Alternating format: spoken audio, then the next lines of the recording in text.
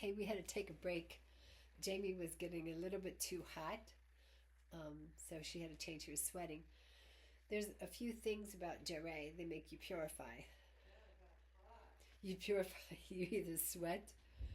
Sometimes you throw up. Sometimes you get diarrhea. Just sometimes you just can't do it. Got your video up. No, it's fine, Jamie. This thing was just boiling. But we're recording right now, Jamie. I'll be right there. Oh, I thought you paused it. It doesn't pause. Edit though, right? I don't know. Well, tell your. Jamie, just be quiet. Just come sit down. Wait a minute. I have to wear a shirt. That's a good idea. Well, explain to them what I'm.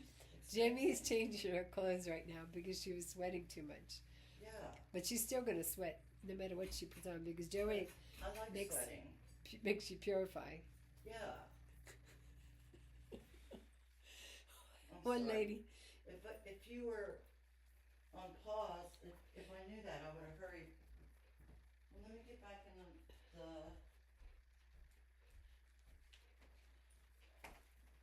Hi. Jamie's back again. I had to break.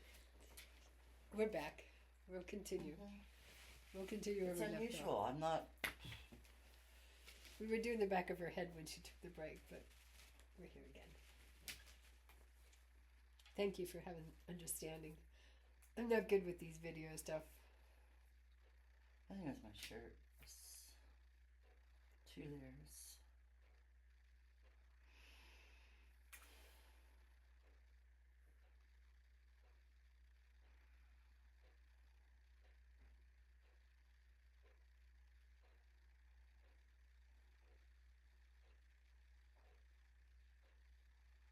Did you turn off your tea? Mm-hmm.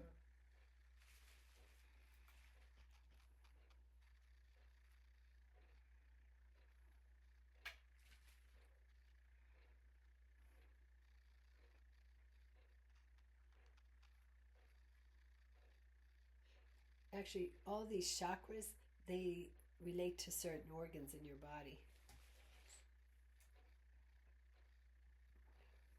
They're their energy centers.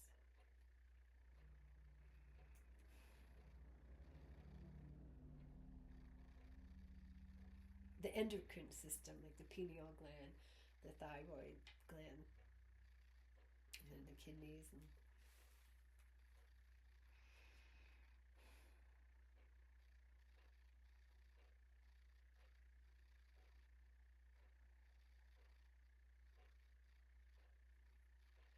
after you do the back of the head, then you do the shoulders. You start with the left shoulder, and you do diagonally. You go to the right kidney from the left shoulder to the right kidney. Most people have bad functioning kidneys, so doing Jareh this way gets kidneys this way, and also when you go down to the lower chakra, you'll do that also.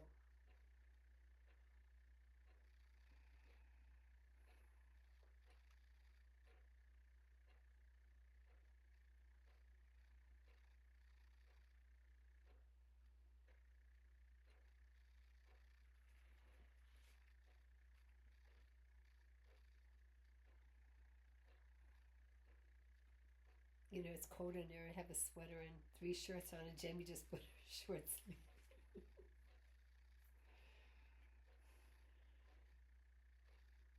It's probably 68 degrees in here. Mm-hmm. You can bring it up if you want. No, you're hot. I'm cold.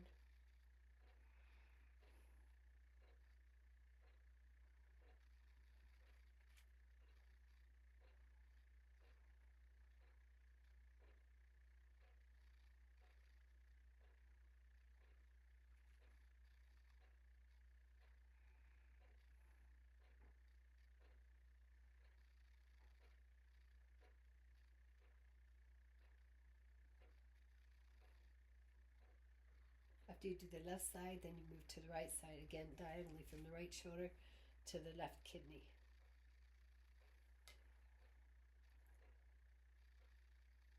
Many people hold stress in their shoulders, so this is good. The shoulder and the kidney, this is a good one.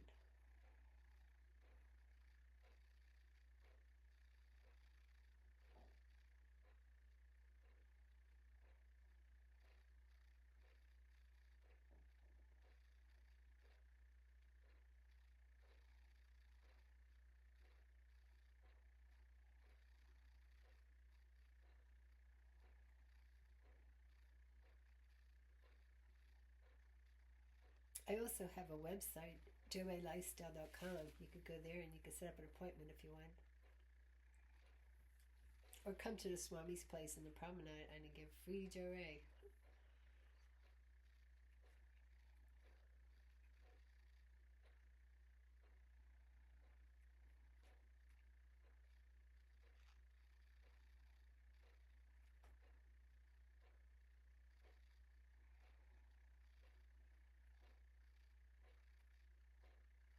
Again, you're not supposed to talk through Joe, but I'm talking because I'm talking to you guys through this so you can learn it and help others.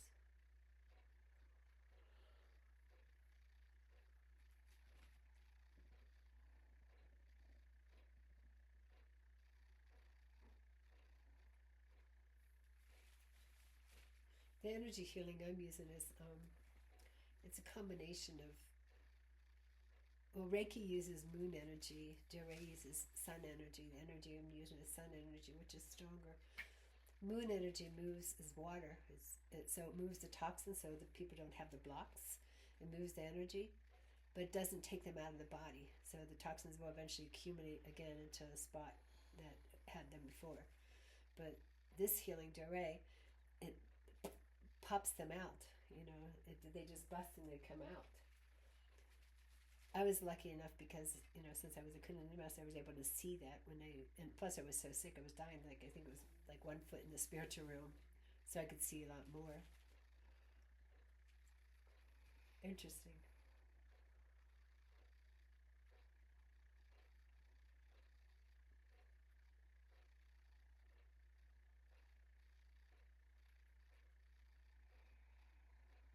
So when people have problems like people that have aneurysms or they have bleeding on the brain, you don't want to put the energy up there because it's going to cause more pain. It's going to cause maybe more bleeding. So you don't want to do it. You want to bring the energy down. So they have bleeding on their head. You don't want to put the energy there. You want to do the neck or lower. Same thing if somebody has a heart attack. We'll move back to the heart. If somebody has a heart attack, it's because the heart was beating too much. If it was beating too rapidly, then you don't want to do it on heart. You want to go below the heart because you don't want to bring more energy there. You want to bring it down. Even down, if they have a heart attack, you even want to bring it down to the base of the spine. But if they have a heart attack because no blood pressure just stopped, then you want to put energy there on the heart. I'm not a doctor. I'm just telling you what I know and what I've experienced. I'm not a nurse. I have no medical training, just lifestyle training. So do whatever you want or whatever your doctor tells you. I'm just telling you from my experience what I felt and what I know. And what my husband taught me. We've been to so many ICUs and so many at the hour of their death, they call us in the hospital all the time. And we've been to many, many of those. And probably at least 1,000 people that we've gone through the hour of their death or the ER or the ICU. And most people, they die all groggy and they give them the morphine drip. They said, oh, it's for comfort. Like even on hospice, I had people at hospice at my house, they go, oh, it's to comfort them so they could get through it. I didn't want comforting. I just wanted to either die or get better. I don't want to be drugged up so I can accept it. I don't want that. And I don't think anybody should, because most of these people, when they realize that they're actually dying, they want to stop the morphine trip. They want to tell their kids bye. They want to say something. Or they want to, okay, if I'm dying, let me go die in a peaceful place, not this hospital. They try to get out. A lot of them fall on the ground trying to escape. And a lot of them are crying, when I'm giving healing. Like, oh, you're making them cry. You're forcing them to live because they start coming back to life. Even when we take off all the life support, they even off their oxygen, off their respirators, the dialysis, everything, take them off, they start getting better just with healing. And the people are like, you're forcing them to live. I'm like, no, we're not forcing them to live. You're forcing them to die. Let them die at their own pace. Their body will shut down by itself. The organs will shut down. You don't need to tell them when to shut down.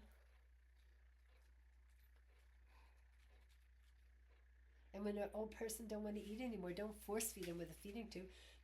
Your body, that's how you naturally just die. You'll starve yourself. It's like, I'm so hungry. If they're hungry, feed them, but they don't. They just don't want to eat, so don't force them. Well, do what your doctor says. That's what I've just discovered when helping people.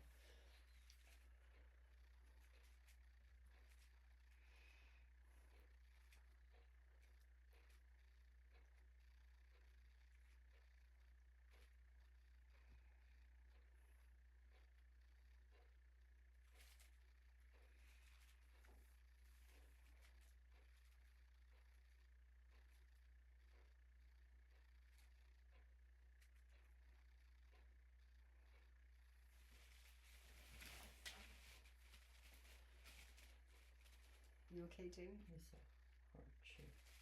A hard chair? Yeah. You want this cushion that I have here? Here. It's my stenosis. There's a cushion on the couch. Oh no, let's see. Does just adjusting my spine. Sitting's my problem.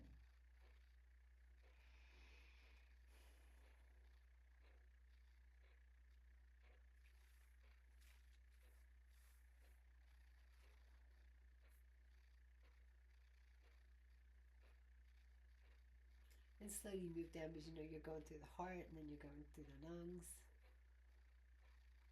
But everything is along the spine. Yeah. All the nerves go to all the organs along the spine. You know what's really strange? When I had my heart attack, it was because my bridge fell off.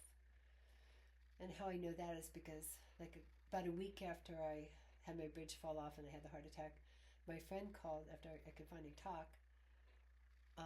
She goes, you know, that's so strange. My rabbi just had his bridge fall off and had a heart attack. I go, wow, what happened to him? He goes, he died. Like, yeah.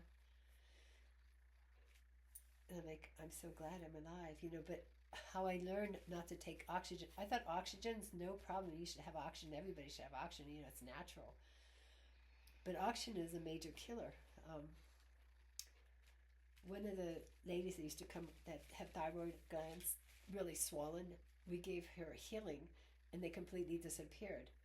Then her mother had a heart attack a couple blocks away from where I live. And her mother, she says, I was a real estate agent at that time. She saw the sign. She goes, should we call Marlene or should we call 911? The mom's like, 911, call 911. So the daughter called 911. And the daughter says, as soon as the ambulance put the mom on the gurney and put the oxygen on her face, the mom's eyes lit up wide open and she took one deep breath and she was dead. And how I know that that was caused from the oxygen is because when I had my heart attack, because I'm a Kundalini master, I was able to see inside my body. And all the strings that were connecting me to my body were broke. You know, like a golf ball, you see the rubber band, all the strings were busted and strung out like that from the top and the bottom. But there was one cord still in the middle that was holding me together, and it was severed halfway. So I'm like, oh my goodness, if they move me, touch me, do anything to me, that's going to snap and I'm out of here. But they didn't move me, and then the strings started connecting one by one with the healing. That big fat string connected, and those other ones started coming together. I guess I guess if you pull out your tooth and you put it back in, the nerves start connecting. Nature just naturally wants to do that. You know, like when you put a plant with roots in the ground, it just starts trying to spread out and connect to the earth. Somehow that's how nature works. I don't understand it, but I know oxygen kills most people. Like most people don't die of their disease. They die from oxygen because oxygen stops their lungs from working. It just, you know, puts air in their lungs, but their lungs don't have that movement of inhale, exhale, inhale. So their lungs start filling up with fluid and then people get pneumonia. So most people are not dying from their disease, they're dying from pneumonia in the hospital. I thought it was because they keep it so cold in there, but no, it's the oxygen. Even when my mom was on 100% oxygen, I pulled the plug and the nurse was like, what are you doing? I'm like, taking off, this is going to kill her, it's going to give her pneumonia. I go, you can't do that. I go, yes I can, that's my mom. You can't do that, you can't kill her because that's my mom. You know, I took off the oxygen and my dad's like, are you sure? And I'm like, yeah, she don't need that. And he tested her oxygen, it was at 98. After 10 minutes, no oxygen, which they said, oh, she's 100%, she'll be dead if you take that off. That was not true. None of that is true. Even the respiratory dialysis, they told me, if she goes off, like a lot of people, if you take her to dialysis, she'll be dead. The toxins in her body would just kill her right away. No, the person gets better. Their cheeks started turning rosy again. The jaundice goes away. You know, it brings life force energy into the people. They start connecting back to God and to nature. It's amazing.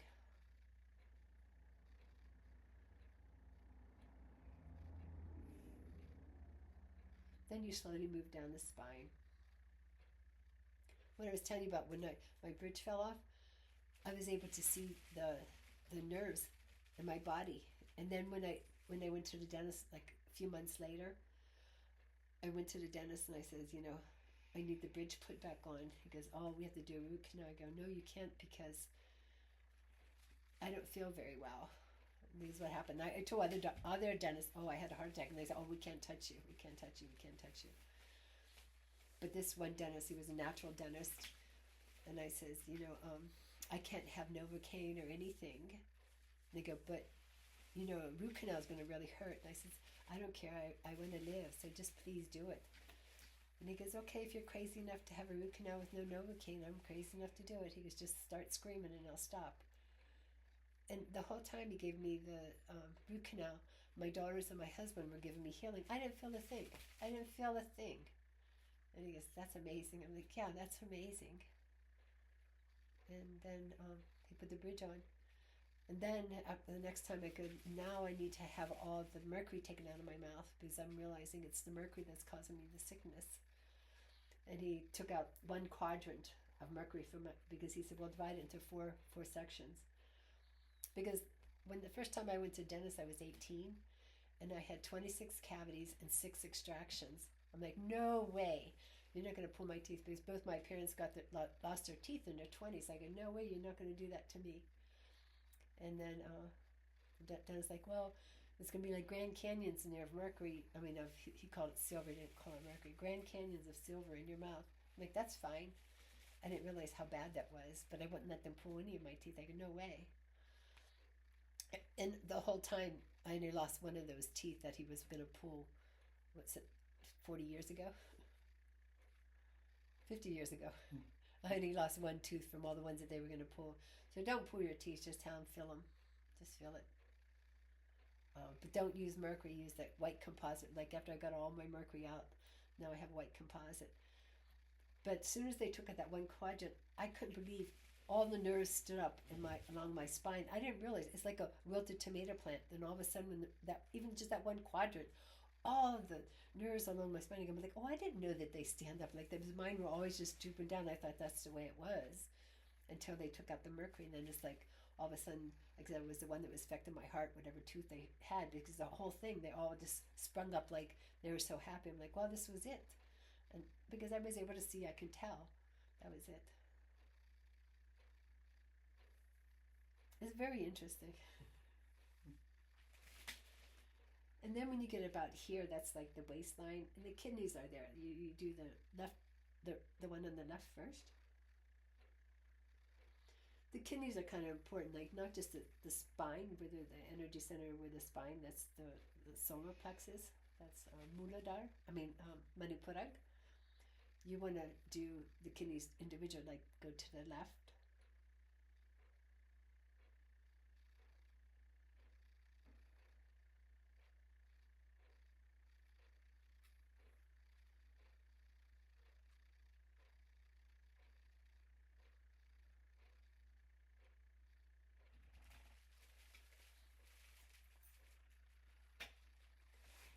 And then go to the right. Just checking our time here. I think we still have time. Right kidney.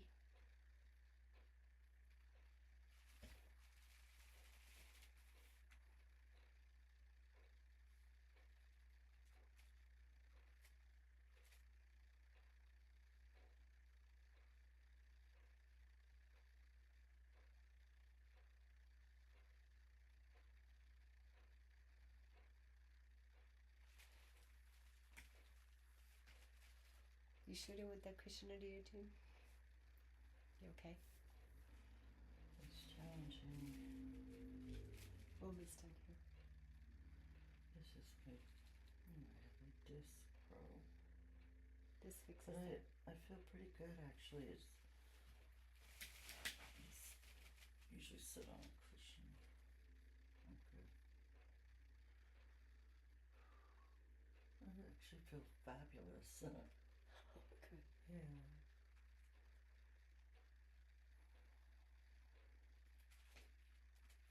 After doing the chakra manipura, you go down the Swadhisthana. It's like it's below the navel, like 2 inches, 4 inches below the navel.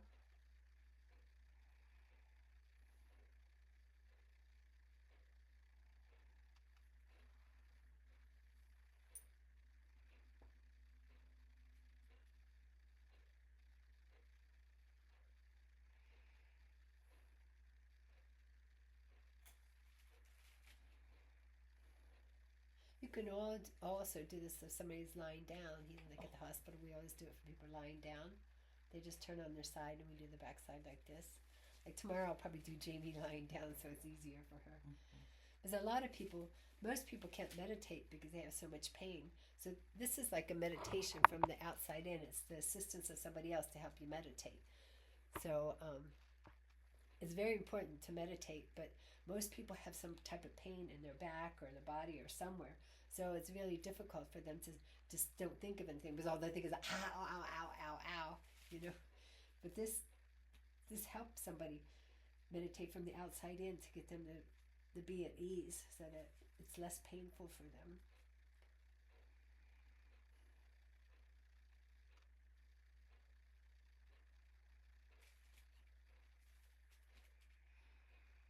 Then from Svadhisthana, you go down to the base of the spine, Muladhara, and this is where you bring all the energy down. So all the energy that melted over here, all the stuff that melted, you want to bring down to the base of the spine.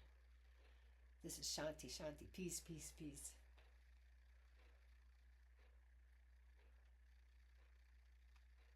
Then at the end, you know, I would like to spend more time, but our time is running out here, and I just want to have time for a few questions.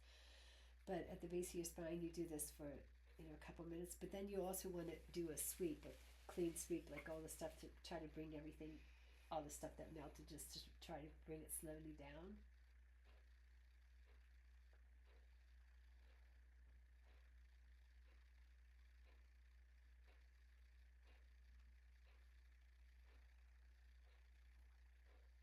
And then you hold it down at the end.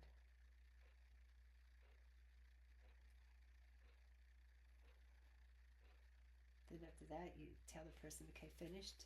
Then you have them turn around. And you say, thank you very much. Be blessed by the divine. Be blessed. Thank you. Thank you guys for joining us. I'll see you around. Call me if you have any questions. Bye-bye.